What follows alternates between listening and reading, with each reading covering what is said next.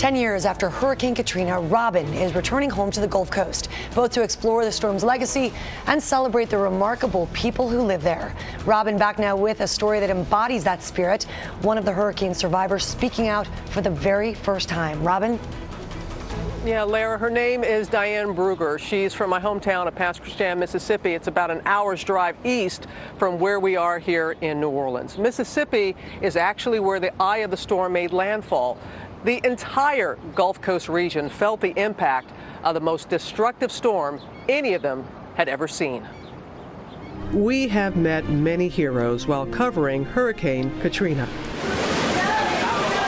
From the Mississippi man who risked his life pulling more than a dozen strangers to safety in his tiny boat. I had to do something. I wasn't going to leave them there. To celebrities who helped the region regain its glory. And we love our culture, and we will always fight to keep what makes New Orleans great and alive. I think keeping those memories and those visions close to your heart is what makes you feel like you're playing for a lot more than just to win a football game.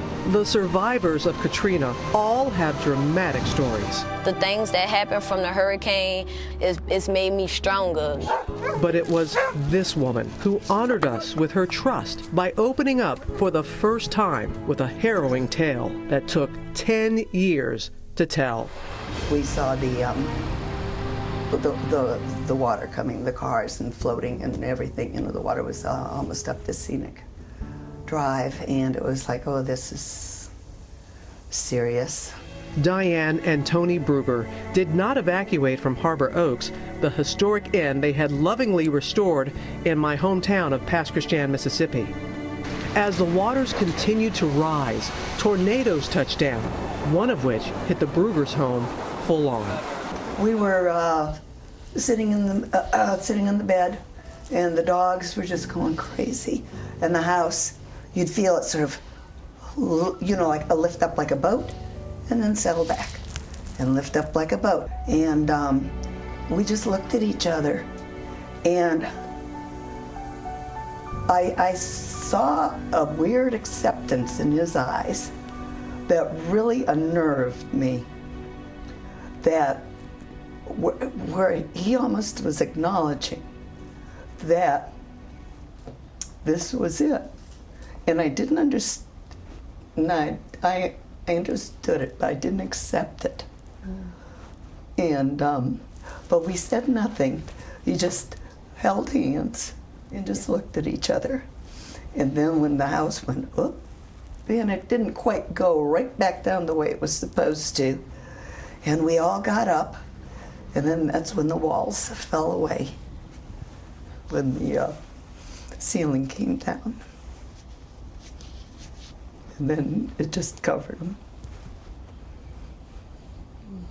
The house literally just started breaking apart. It just sort of flattened out into like just this field of debris.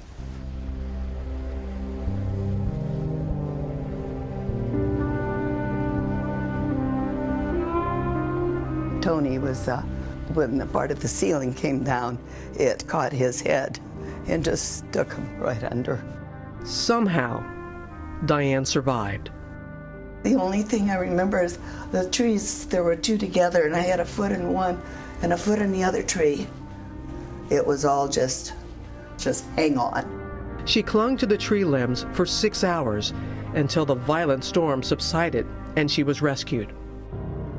Having lost the love of her life, her home, and her community, Diane drew upon tremendous inner strength to return, to face the devastation and rebuild, in the very place where 10 years ago, Katrina took it all away. To wake up every morning, look out at that harbor, being on that little front porch, it's a lovely place to live.